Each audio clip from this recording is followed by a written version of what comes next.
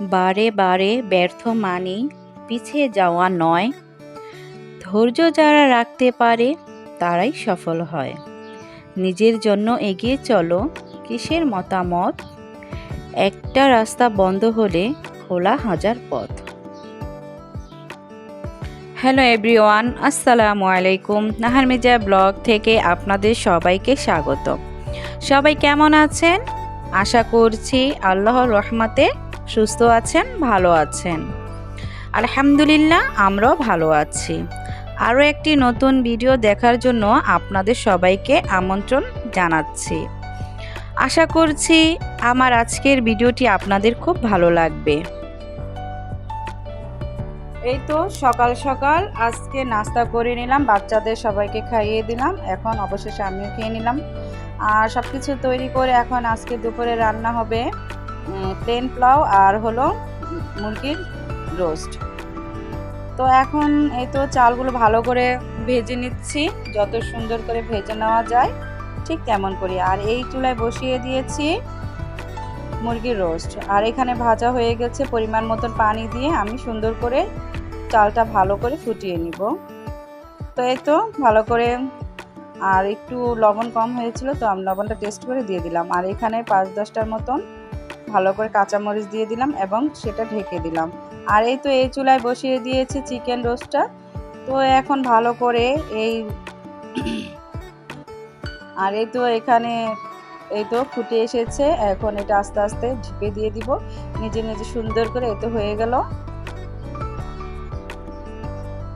আর আপনারা যারা এখনও আমার ভিডিওটা দেখছেন, প্লিজ আমার ভিডিওতে একটি লাইক করে দিবেন। আপনার একটা লাইক আমার ভিডিওকে অনেকের কাছে পৌঁছে দিতে সাহায্য করবে।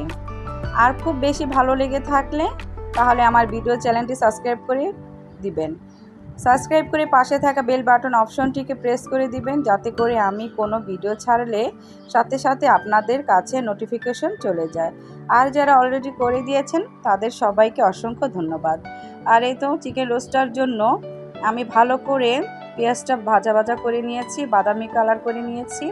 আর এখানে ধনিয়ার গুঁড়া, জিরের গুঁড়া আগে ভালো করে ভেজে নিয়েছি। আর অবশেষে এখানে দিয়ে দিলাম রাঁধুনি রোস্টের মশলা। তো আমার ঘরে কিছু টমেটো সস ছিল, সেটা আমি নিজেই বানিয়েছি। যদি কারো দেখতে ভালো লেগে থাকে অবশ্যই আপনারা আমার চ্যানেলটিকে দেখে নিতে পারেন। আর এই তো টমেটো সসটা দিয়ে দিলাম, আর এখানে ভালো করে কষিয়ে নিচ্ছি। এখন মুরগির গোস্তগুলি দিয়ে দিব। আর এই তো মুরগির গোস্তটি ভালো করে কষিয়ে নিচ্ছি। আর আমার ছেলেরা যেহেতু একটু আলু পছন্দ করে, সাথে আমি কিছু আলু দিয়ে দিলাম। আর এই তো বেশি করে কাঁচামরিচ দিয়ে দিলাম, যেহেতু আমি এখানে হলুদের গুঁড়ো ব্যবহার করব না, শুধু লাল মরিচের গুঁড়ো আর আস্ত মরিচ দিয়ে দিয়েছি ঘ্রাণের জন্য।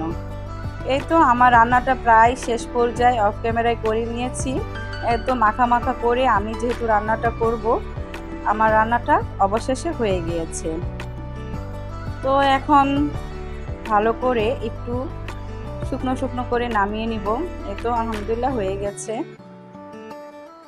এখন এগুলি সার্ভিং ডিশে ঢেলে নিব।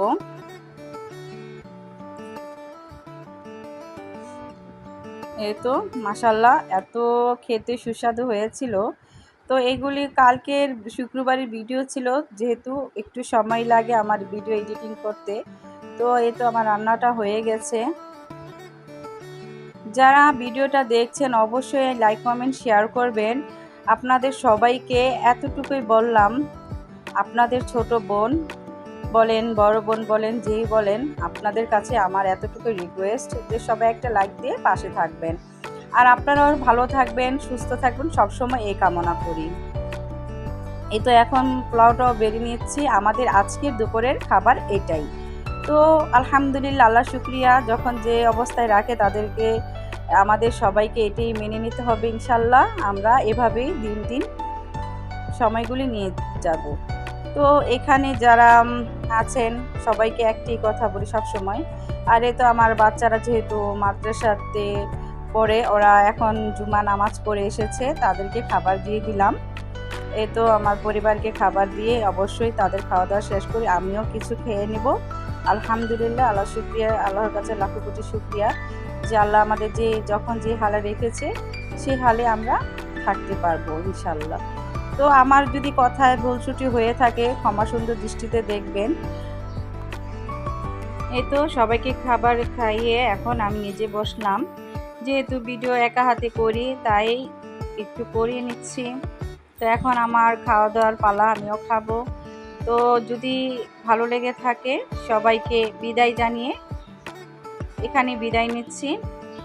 আসসালামু আলাইকুম, আল্লাহ হাফেজ।